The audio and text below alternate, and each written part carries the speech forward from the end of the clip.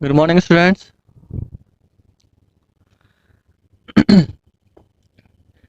बेटा, आज की क्लास में हम जो करने वाले हैं वो bonding in carbon and versatile nature of carbon के बारे में पढ़ेंगे। दो टॉपिक्स आज हम करने वाले हैं आज की क्लास में। बॉन्डिंग इन कार्बन यानी कार्बन में किस तरह की बॉन्डिंग होती है, कार्बन किस तरह की बॉन्डिंग करता है और क्यों करता है, और इसका क्या इफेक्ट पड़ेगा। ठीक है ना। दूसरी चीज हम पढ़ेंगे कार्बन का वर्सेटाइल नेचर, यानी कार्बन जो है वर्सेटाइल नेचर, कार्बन के बहुत सारे कंपाउंड्स हमें मिलते हैं। लाखों कंपाउंड्स हमें कार्बन के मिलते हैं। कार्बन के लाखों कंपाउंड्स क्यों मिलते हैं कार्बन की, वो कौन सी प्रॉपर्टी है जिसकी वजह से इतने सारे कंपाउंड्स हमें मिलते हैं कार्बन के, वो आज हम इस क्लास में करने वाले हैं। तो पहले स्टार्ट करेंगे हम bonding in carbon and after that start करेंगे versatile nature of carbon. The first thing, the first topic is bonding in carbon. Okay, bonding in carbon. Carbon में बॉन्डिंग, बेटा अगर हमने देखा है कि कार्बन का जो एटॉमिक नंबर है, एटॉमिक नंबर ऑफ कार्बन की अगर हम बात करते हैं तो वो 6 है। तो यहां से अगर मैं इसका इलेक्ट्रॉनिक कॉन्फ़िगरेशन करूं,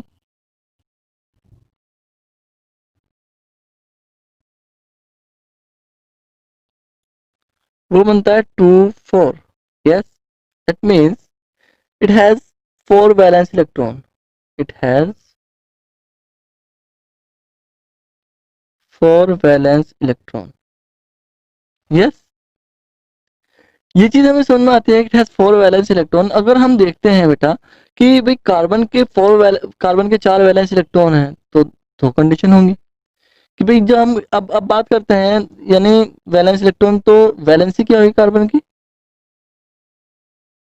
वैलेंसी ऑफ कार्बन 4 हो गई। यस, कार्बन की वैलेंसी कितनी है बेटा, 4 हो गई। अब अगर हम यहाँ देखते हैं कार्बन की वैलेंसी 4 वैलेंस इलेक्ट्रॉन इसमें है, तो एक चीज है कि हम जब कोई भी एटम या कोई भी एलिमेंट केमिकल रिएक्शन में जाता है तो वो तीन तरीके से जा सकता है। First one by gaining of electron.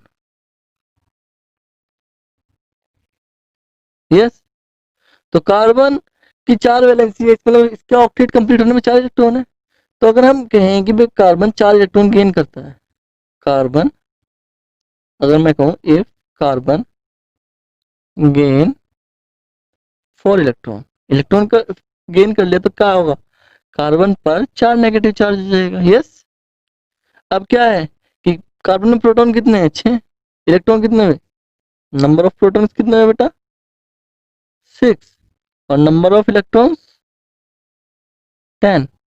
तो 6 प्रोटॉन 10 इलेक्ट्रॉन को नहीं गेन कर पाएंगे। समझ में आ रही है बात आपको। तो इसका मतलब क्या है कि वो इस तरीके से केमिकल रिएक्शन में नहीं जाएगा, यानी इलेक्ट्रॉन गेन कभी नहीं करेगा। ठीक है। Second, by donating of electrons.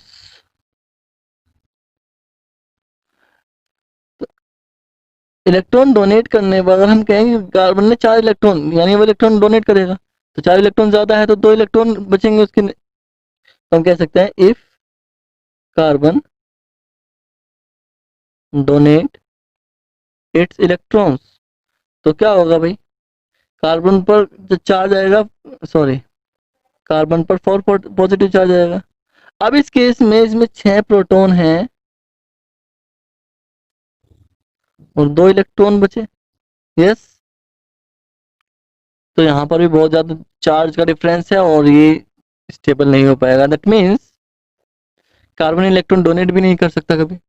तो इसका मतलब क्या हुआ, तो थर्ड वन जो बचेगा वो कार्बन की कह लीजिए केमिकल रिएक्शन में जाता है, यानी C by sharing of electrons.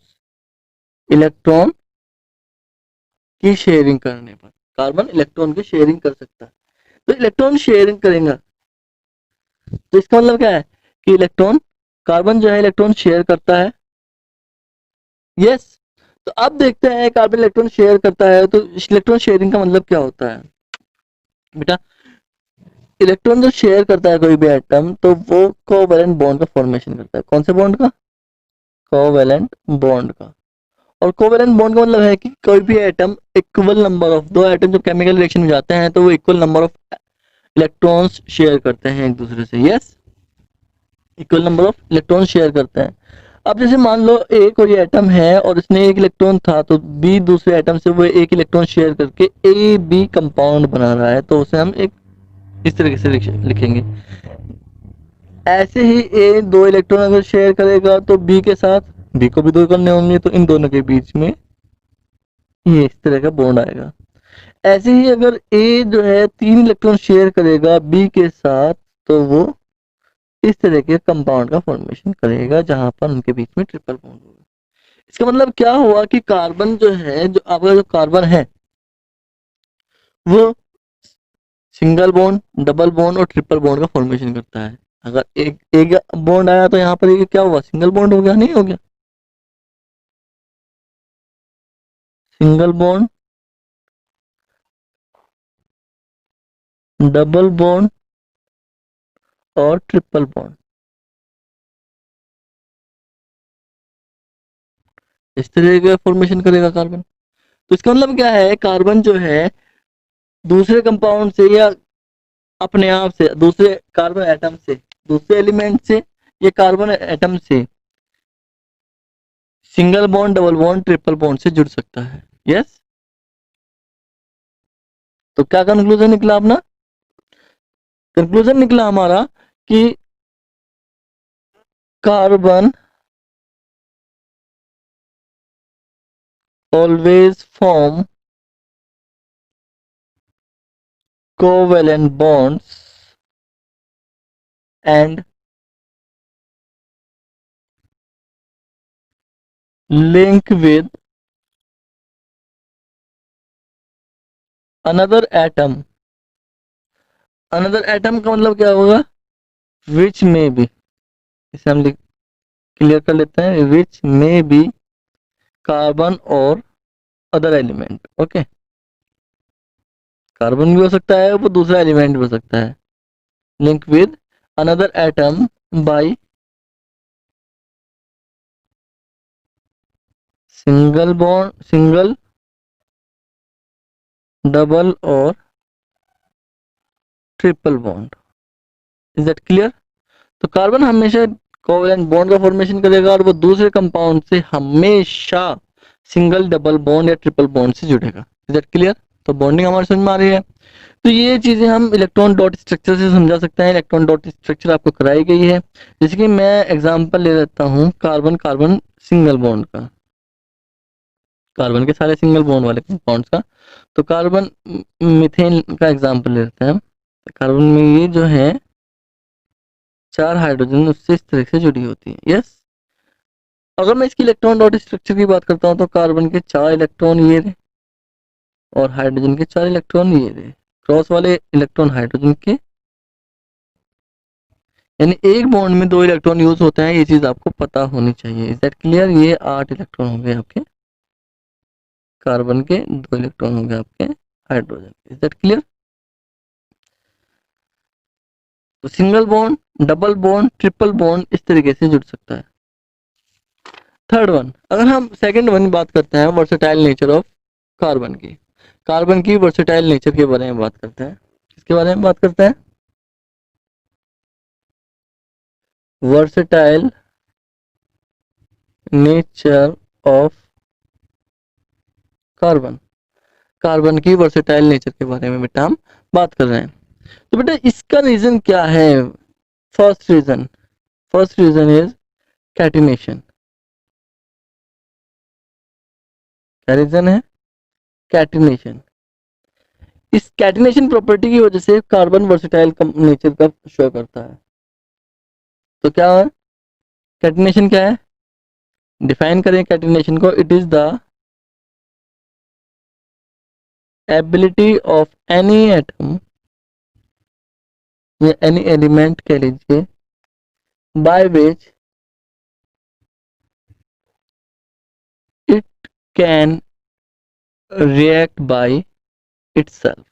Okay, ये अपने आप से ही केमिकली इंटरेक्ट कर सकता है, उसे हम कैटिनेशन कहते हैं। Carbon has the unique property,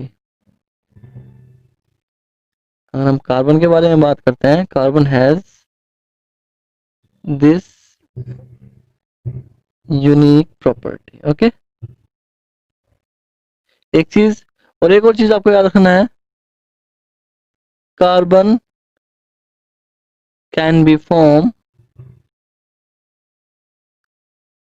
single bond, double bond और triple bond by itself, to itself, with itself कर लेता है, विद इटसेल्फ। ओके, तो carbon can be form single bond, double bond, triple bond with itself, अपने आप से के साथ रिएक्शन करे। तो कैटिनेशन की प्रॉपर्टी कार्बन में सबसे ज्यादा मिलती है। अगर मैं बात करता हूं तो दूसरे एलिमेंट्स के बारे में बात करते हैं, उसके बाद सल्फर में मिलती है, देन सिलिकॉन में मिलती है, देन फॉस्फोरस में मिलती है, देन नाइट्रोजन में मिलती है, ऑक्सीजन में मिलती है, इस तरह मिलती है। तो कार्बन के बाद सल्फर में सबसे ज्यादा मिलती है। सल्फर का अगर आप देखते हो, सल्फर का मॉलिक्यूल H8 होता है, सिलिकॉन का मॉलिक्यूल Si4 होता है, फॉस्फोरस का P4 होता है। यस, तो इस तरह आपको पता होना चाहिए कि भाई जो कार्बन है कैटिनेशन शो करता है, इस वजह से इसकी वर्सेटाइल नेचर है। सेकेंड, अगर हम बात करते हैं, यानी बी जो हम बात करते हैं, कार्बन की वैलेंसी की बात करते हैं, यानी जो रीजन है दूसरा, वो रीजन है वैलेंसी ऑफ कार्बन, कार्बन की वैलेंसी। तो आपने जैसा कि अभी पढ़ा है, कार्बन की वैलेंसी कितनी होती है, 4 होती है। तो ये वैलेंसी सबसे सुटेबल होती है कोवलेंट बॉन्ड बनाने के लिए। क्या, विच इज मोस्ट सुटेबल